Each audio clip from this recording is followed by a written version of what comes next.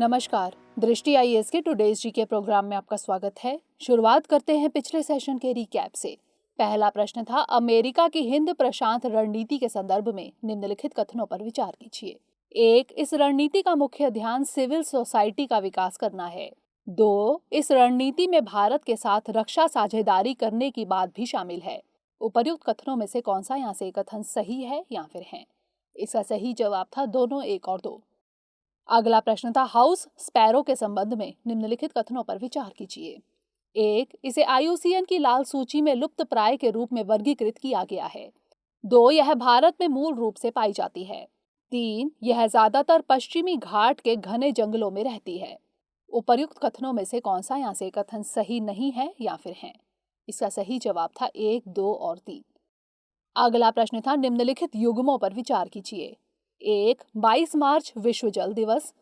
2. 22 अप्रैल विश्व जैव विविधता दिवस। 3. 22 मई पृथ्वी दिवस। उपर्युक्त युग्मों में से कौन सा यहाँ से सही सुमेलित है? इसका सही जवाब था केवल 1। अगला प्रश्न था, निम्नलिखित कथनों पर विचार कीजिए। 1. क्षोभ मंडल यानी ट्रोपोस्फेयर में ओजोन गैस के मिलने से ओजोन परत बनती है। 2. 16 सितंबर को विश्व ओजोन दिवस मनाया जाता है। इसी दिन मॉन्ट्रियल प्रोटोकॉल पर हस्ताक्षर हुए थे। उपर्युक्त में से कौन सा यहाँ से कथन सही है या फिर है? इसका सही जवाब था केवल 2। अगला प्रश्न था, अनुसूचित जनजातियों यानी ST के संबंध में निम्नलिखित कथनों पर विचार कीजिए। 1. संविधान अनुसूचित जनजातियों की मान्यता के मानदंड को परिभाषित नहीं करता है। 2. झारखंड में सबसे ज्यादा आदिवासी समुदाय पाए जाते हैं। 3. राष्ट्रीय अनुसूचित जनजाति आयोग यानी NCST एक सांविधिक निकाय है। उपर्युक्त कथनों में से कौन सा यहाँ से कथन सही है या फिर है? इसका सही जवाब था केवल 1। अगला प्रश्न था, पार नर्मदा तापी नदी को जोड़ने की परियोजना के संबंध में निम्नलिखित कथनों पर विचार कीजिए। 1. यह परियोजना केवल महाराष्ट्र और गुजरात राज्यों में लागू की जाएगी।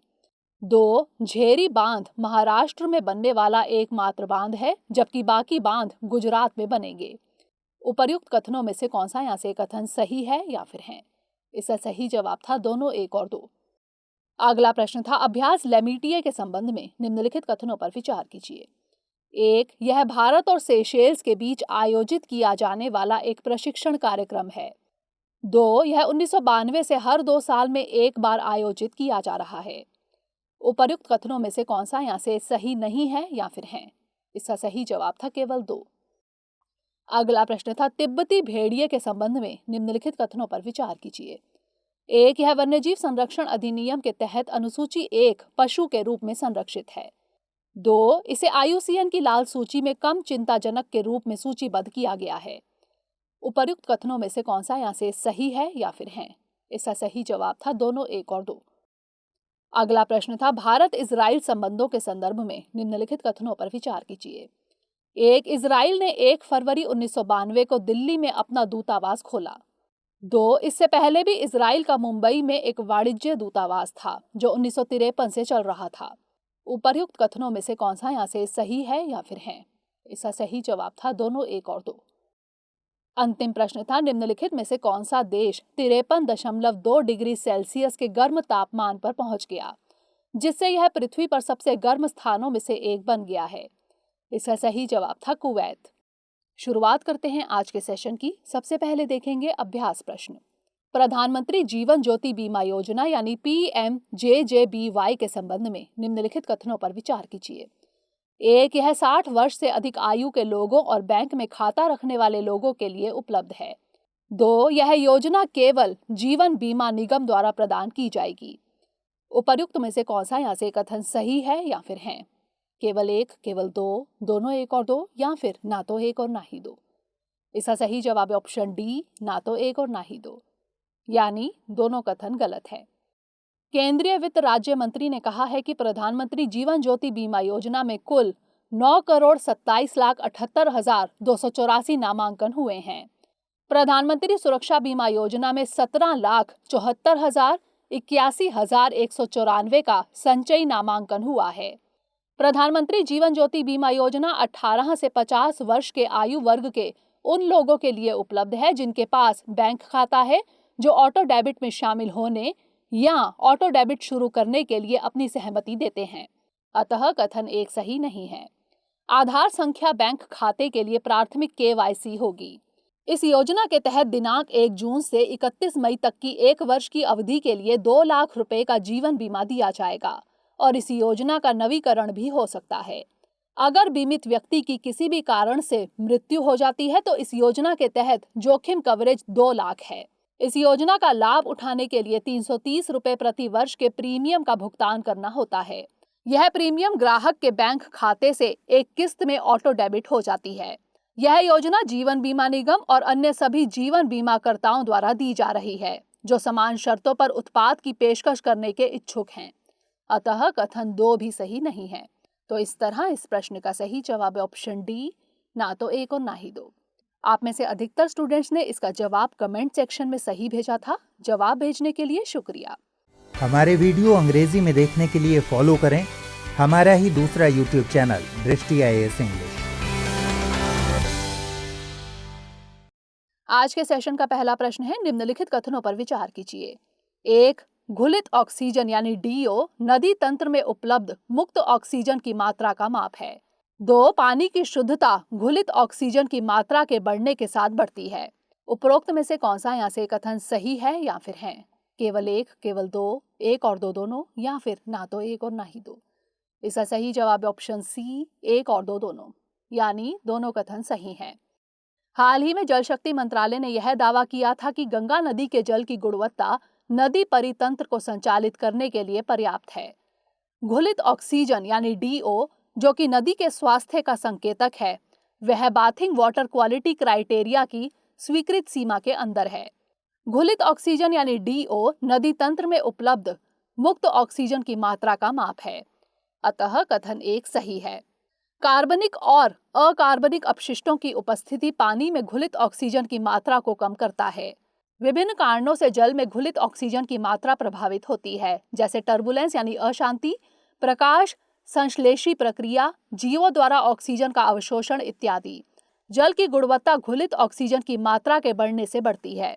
अतः कथन 2 भी सही है। तो इस तरह इस प्रश्न का सही जवाब है ऑप्शन सी, 1 और 2 दोनों। अगला प्रश्न है, हाइपरसोनिक तकनीक के संदर्भ में निम्नलिखित कथनों पर विचार करें। 1. इस तकनीक पर आधारित मिसाइलों की न्यूनतम गति ध्वनि की गति से 5 गुणी अधिक होती है। 2. अधिकांश हाइपरसोनिक वाहन प्राथमिक तौर पर डुअल मोड रैमजेट यानी DMRJ तकनीक का प्रयोग करते हैं। 3. हाइपरसोनिक मिसाइल ऐसे वेपन सिस्टम है जिन्हें मार्ग में पुनर्निर्देशित नहीं किया जा सकता है। उपरोक्त में से कौन सा यहाँ से कथन सही है या फिर है? केवल 1, केवल 2 और 3, केवल 1 और 3, या फिर 1, 2 और 3। इसका सही जवाब है ऑप्शन ए, केवल 1। रूसी रक्षा मंत्रालय ने ऐलान किया कि उन्होंने यूक्रेन के साथ युद्ध में पहली बार हाइपरसोनिक मिसाइल का प्रयोग किया। हाइपरसोनिक मिसाइल न्यूनतम मैक 5 अर्थात ध्वनि की गति से 5 गुणी गति से यात्रा करते हैं। अतः कथन 1 सही है। हाइपरसोनिक क्रूज मिसाइलों को लॉन्च के बाद भी मार्ग में पुनर्निर्देशित किया जा सकता है। मार्ग में पुनर्निर्देशित किए जा सकने का विकल्प हाइपरसोनिक क्रूज मिसाइलों को बैलिस्टिक मिसाइलों से अलग करता है, जो एक निर्धारित पथ यानी बैलिस्टिक ट्रैजेक्टरी पर ही यात्रा करते हैं। अतः कथन 3 सही नहीं है। अधिकांश हाइपरसोनिक वाहन प्राथमिक तौर पर स्क्रैमजेट तकनीक का प्रयोग करते हैं, जो कि एक एयर ब्रीदिंग प्रोपल्शन सिस्टम है। अतः कथन 2 सही नहीं है। स्क्रैमजेट इंजन रैमजेट इंजन के विकास का अगला चरण है। डुअल मोड रैमजेट यानी DMRJ तकनीक रैमजेट तथा स्क्रैमजेट तकनीक हाइब्रिड तकनीक है। तो इस तरह इस प्रश्न का सही जवाब है ऑप्शन ए, केवल 1। अगला प्रश्न है, निम्नलिखित में से कौन से देश उज्बेकिस्तान के साथ अपनी सीमा साझा करते हैं? 1 अफगानिस्तान, 2 ईरान, 3 चीन, 4 किर्गिस्तान। दिए गए विकल्पों में से सही विकल्प का चुनाव करें। केवल 1 और 2, केवल 2, 3 और 4, केवल 1 और 4, या फिर 1, 2, 3 और 4। इसका सही जवाब है ऑप्शन सी, केवल 1 और 4। भारतीय तथा उज्बेकिस्तानी सेना के संयुक्त सैन्य अभ्यास एक्स डस्टलिक के तीसरे संस्करण का आयोजन 22 से 31 मार्च 2022 के बीच यांगियारिक उज्बेकिस्तान में किया जा रहा है। उज्बेकिस्तान के उत्तर तथा उत्तर पश्चिम में कजाकिस्तान, पूर्व तथा दक्षिण पूर्व में किर्गिस्तान एवं ताजिकिस्तान, दक्षिण में अफगानिस्तान जबकि दक्षिण पश्चिम में तुर्कमेनिस्तान अवस्थित है। अतः विकल्प सी सही है। तो इस तरह इस प्रश्न का सही जवाब ऑप्शन सी, केवल 1 और 4। अगला प्रश्न है, निम्नलिखित कथनों पर विचार कीजिए। 1. यूरेनियम के निक्षेप केवल झारखंड तथा राजस्थान में पाए जाते हैं। 2. भारत में यूरेनियम के निक्षेप धारवाड़ क्रम की चट्टानों में पाया जाता है। 3. खान एवं खनिज विकास तथा विनियमन अधिनियम 1957 के प्रावधानों के अनुसार यूरेनियम का प्रबंधन राज्य सरकारों के द्वारा किया जाता है। उपरोक्त में से कौन सा यहाँ से कथन सही है या फिर है? केवल 1 और 2, केवल 2, केवल 1 और 3 या फिर केवल 3? इसका सही जवाब ऑप्शन बी, केवल 2। यूक्रेन पर रूस के आक्रमण ने यूरेनियम, जो कि परमाणु संयंत्रों के लिए एक महत्वपूर्ण ईंधन है, के बाजार को दुष्प्रभावित किया है, जिसने अमेरिका को यूरेनियम के घरेलू उत्पादन को पुनः बढ़ाने हेतु प्रोत्साहित किया है। यूरेनियम एक सघन लचीला तन्य चांदी की तरह चमकदार एवं रेडियो सक्रिय तत्व है। यह प्राकृतिक रूप से कम सघनता के साथ मृदा, चट्टानों तथा जल निकायों में पाया जाता है। भारत में यूरेनियम के निक्षेप धारवाड़ क्रम की चट्टानों में पाया जाता है। अतः कथन 2 सही है। यह निम्नलिखित क्षेत्रों में पाया जाता है: सिंहभूम झारखंड, उदयपुर, अलवर और झुंझुनू राजस्थान, दुर्ग जिला छत्तीसगढ़, भंडारा जिला महाराष्ट्र और कुल्लू जिला हिमाचल प्रदेश। आंध्र प्रदेश तथा तेलंगाना के क्षेत्रों में भी इसकी उल्लेखनीय उपस्थिति पाई गई है। अतः कथन 1 सही नहीं है। चूंकि यूरेनियम एक प्रमुख खनिज है, इसलिए खान एवं खनिज विकास तथा विनियमन अधिनियम यानी MMDR एक्ट 1957 के प्रावधानों के तहत इसका प्रबंधन केंद्र सरकार द्वारा किया जाता है। अतः कथन 3 सही नहीं है। तो इस तरह इस प्रश्न का सही जवाब ऑप्शन बी, केवल 2। अगला प्रश्न है, कॉर्पोरेट सामाजिक दायित्वों यानी CSR के संदर्भ में निम्नलिखित कथनों पर विचार कीजिए। 1. CSR की अवधारणा कॉर्पोरेट सामाजिक दायित्व अधिनियम 2013 से निर्धारित होती है। 2. 1000 करोड़ से अधिक की वार्षिक टर्नओवर वाले कंपनियों पर CSR के प्रावधान लागू होते हैं। उपरोक्त में से कौन सा यहाँ से कथन सही है या फिर है? केवल 1, केवल 2, 1 और 2 दोनों या फिर ना तो 1 और ना ही 2? इसका सही जवाब ऑप्शन बी, केवल 2। हाल ही में सार्वजनिक उद्यमिता मंत्री ने कहा कि सरकार जल्द ही सार्वजनिक उद्यमों यानी PSU के लिए एक नई कॉर्पोरेट सामाजिक दायित्व नीति पेश करेगी। कॉर्पोरेट सामाजिक दायित्व का तात्पर्य निगमों द्वारा किए जाने वाले उन पहलों से है जो कंपनी के पर्यावरण तथा सामाजिक कल्याण पर पड़ने वाले प्रभावों का मूल्यांकन करता है तथा उसकी जिम्मेदारी लेता है। भारत में CSR के प्रावधान कंपनी अधिनियम 2013 के क्लॉज 135 द्वारा निर्धारित होते हैं। अतः कथन 1 सही नहीं है। भारत विश्व का प्रथम देश है जिसने CSR पर किए जाने वाले खर्चों को अनिवार्य करने के साथ साथ CSR गतिविधियों के संभावित क्षेत्रों का भी निर्धारण किया है। अधिनियम के अनुसार CSR के प्रावधान निम्नलिखित कंपनियों पर लागू होते हैं: 1000 करोड़ या अधिक के वार्षिक टर्नओवर, या 500 करोड़ या अधिक की कुल पूंजी, या 5 करोड़ या अधिक के निवल लाभ यानी नेट प्रॉफिट। अतः कथन 2 सही है। तो इस तरह इस प्रश्न का सही जवाब ऑप्शन बी, केवल 2। अगला प्रश्न है, राम मनोहर लोहिया के संबंध में निम्नलिखित कथनों पर विचार कीजिए।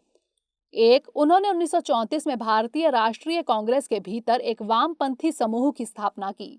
2. 1952 में इसके गठन के बाद वे प्रजा सोशलिस्ट पार्टी के सदस्य बने और कम अवधि के लिए महासचिव के रूप में भी कार्य किया। उपरोक्त कथनों में से कौन सा यहाँ से सही है या फिर है?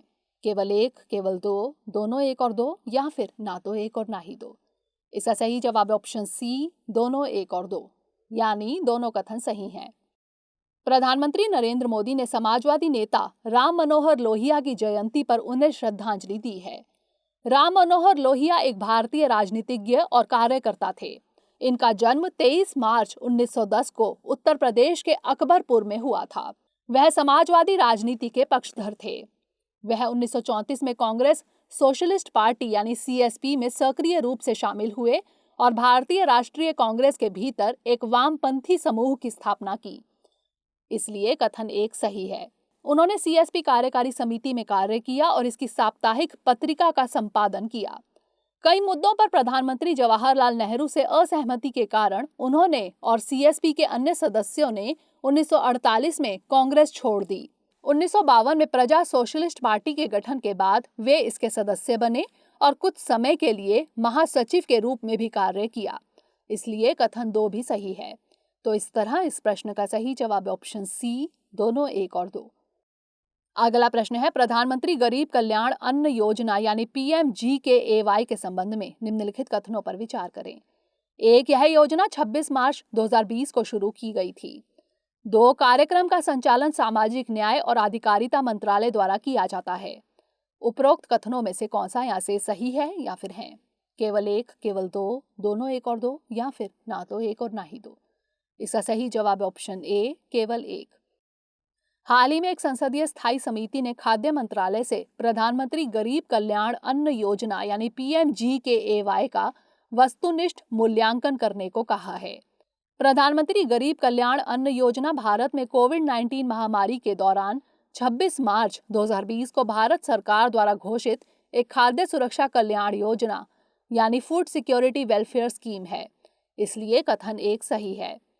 कार्यक्रम का संचालन उपभोक्ता मामले, खाद्य और सार्वजनिक वितरण मंत्रालय के तहत खाद्य और सार्वजनिक वितरण विभाग द्वारा किया जाता है। इसलिए कथन 2 सही नहीं है। इस योजना का उद्देश्य भारत के सबसे गरीब नागरिकों को सार्वजनिक वितरण प्रणाली के माध्यम से अनाज उपलब्ध कराना है।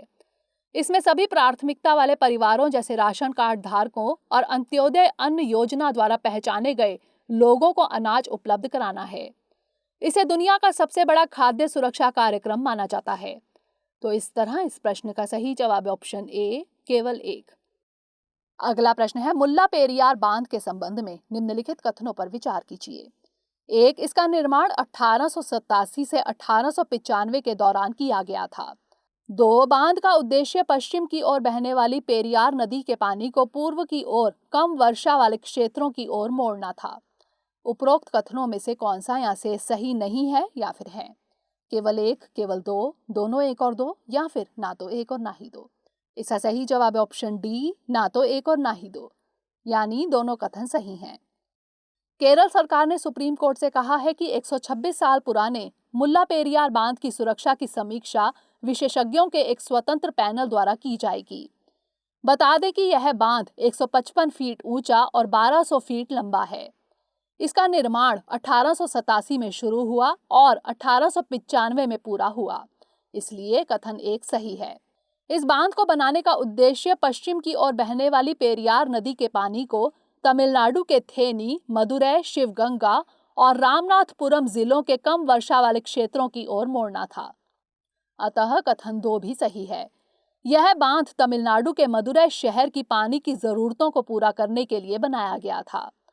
हालांकि यह बांध केरल में स्थित है और तमिलनाडु सरकार द्वारा ऑपरेट किया जाता है। यह ब्रिटिश शासन के दौरान किए गए 999 साल के पट्टे के समझौते के अनुसार इसके संचालन के अधिकार तमिलनाडु को सौंपे गए थे। तो इस तरह इस प्रश्न का सही जवाब ऑप्शन डी, ना तो 1 और ना ही 2। अगला प्रश्न है, केंद्रीय उपभोक्ता संरक्षण प्राधिकरण यानी CCPA के संबंध में निम्नलिखित कथनों पर विचार कीजिए। 1, यह उपभोक्ता संरक्षण अधिनियम 2019 की धारा 10 के तहत प्रदान किया गया है। 2, अधिनियम की धारा 21 झूठे या भ्रामक विज्ञापनों पर नकेल कसने के लिए CCPA को दी गई शक्तियों को परिभाषित करती है। उपरोक्त कथनों में से कौन सा यहाँ से सही है या फिर है? केवल 1, केवल 2, दोनों 1 और 2, या फिर ना तो 1 और ना ही 2। इसका सही जवाब ऑप्शन सी, दोनों 1 और 2, यानी दोनों कथन सही हैं। सेंट्रल कंज्यूमर प्रोटेक्शन अथॉरिटी यानी CCPA ने सेंसोडाइन टूथपेस्ट के कुछ भ्रामक विज्ञापनों को बंद करने का आदेश दिया है। इसके मैन्युफैक्चरर पर 10 लाख रुपए का जुर्माना लगाया गया है। आपको बता दें कि इस प्राधिकरण का गठन उपभोक्ता संरक्षण अधिनियम 2019 की धारा 10(1) के तहत किया गया है। इसलिए कथन 1 सही है। इस अधिनियम ने उपभोक्ता संरक्षण अधिनियम 1986 का स्थान लिया और उपभोक्ता की चिंताओं को दूर करने के लिए इसके दायरे को विस्तृत करने का प्रयास किया। यह अधिनियम किसी वस्तु या सेवा की गुणवत्ता या मात्रा के बारे में गलत जानकारी देने और भ्रामक विज्ञापनों जैसे अपराधों की बात करता है। अधिनियम यह भी निर्दिष्ट करता है कि यदि सामान और सेवाएं खतरनाक या असुरक्षित पाई जाती हैं, तो कार्रवाई की जाएगी। नए अधिनियम की धारा 21 झूठे या भ्रामक विज्ञापनों पर नकेल कसने के लिए सीसीपीए को दी गई शक्तियों को परिभाषित करती है। अतः कथन 2 भी सही है। तो इस तरह इस प्रश्न का सही जवाब है ऑप्शन सी, दोनों 1 और 2। अंतिम प्रश्न है, हीट वेव के संबंध में निम्नलिखित कथनों पर विचार कीजिए। 1, भारत में चरम गर्मी की लहर का महीना जून है। 2, हीट वेव को तब माना जाता है जब किसी क्षेत्र का अधिकतम तापमान मैदानी इलाकों के लिए कम से कम 40 डिग्री सेल्सियस या उससे अधिक और पहाड़ी क्षेत्रों के लिए कम से कम 30 डिग्री सेल्सियस या अधिक तक पहुंच जाता है। उपरोक्त कथनों में से कौन सा यहाँ से सही है या फिर है? केवल 1, केवल 2, दोनों 1 और 2, या फिर ना तो 1 और ना ही 2? इसका सही जवाब है ऑप्शन बी, केवल 2। पृथ्वी के दोनों ध्रुवीय क्षेत्रों ने हाल ही में एक साथ गर्मी की लहरों का अनुभव किया है, जिसके कारण तापमान कुछ क्षेत्रों में काफी ज्यादा बढ़ गया है। हीट वेव हवा के तापमान की वह स्थिति है जो बढ़ने पर मानव शरीर के लिए घातक हो जाती है। गर्मी की लहरें आमतौर पर मार्च से जून के दौरान उत्तर पश्चिम भारत, मध्य पूर्व और उत्तर प्रायद्वीपीय भारत के मैदानी इलाकों में होती है। इसमें पंजाब, हरियाणा, दिल्ली, उत्तर प्रदेश, बिहार, झारखंड, पश्चिम बंगाल, ओडिशा, मध्य प्रदेश, राजस्थान, गुजरात, महाराष्ट्र और कर्नाटक के कुछ हिस्से, आंध्र प्रदेश और तेलंगाना शामिल है। कभी कभी यह तमिलनाडु और केरल में भी होता है। भारत में गर्मी की लहर का चरम महीना मई है, अतः कथन 1 सही नहीं है। हीट वेव को तब माना जाता है जब किसी क्षेत्र का अधिकतम तापमान मैदानी इलाकों के लिए कम से कम 40 डिग्री सेल्सियस या उससे अधिक और पहाड़ी क्षेत्रों के लिए कम से कम 30 डिग्री सेल्सियस या अधिक तक पहुंच जाता है। अतः कथन 2 सही है। तो इस तरह इस प्रश्न का सही जवाब है ऑप्शन बी, केवल 2। अब नोट कर लेते हैं आज का अभ्यास प्रश्न। निम्नलिखित कथनों पर विचार करें।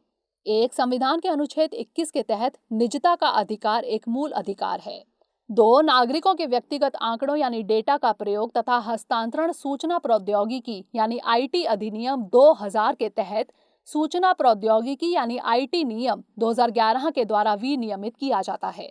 3, सूचना प्रौद्योगिकी यानी आईटी अधिनियम के कंपनियों तथा सरकार दोनों पर लागू होते हैं। उपरोक्त में से कौन सा यहाँ से कथन सही है या फिर है? केवल 1 और 2, केवल 2 और 3, केवल 1 और 3, या फिर 1, 2 और 3? इसका उत्तर हमें कमेंट सेक्शन में जरूर भेजिएगा। अगले सेशन में नए प्रश्नों के साथ मिलेंगे। तब तक के लिए पढ़ते रहिए एंड स्टे सेफ।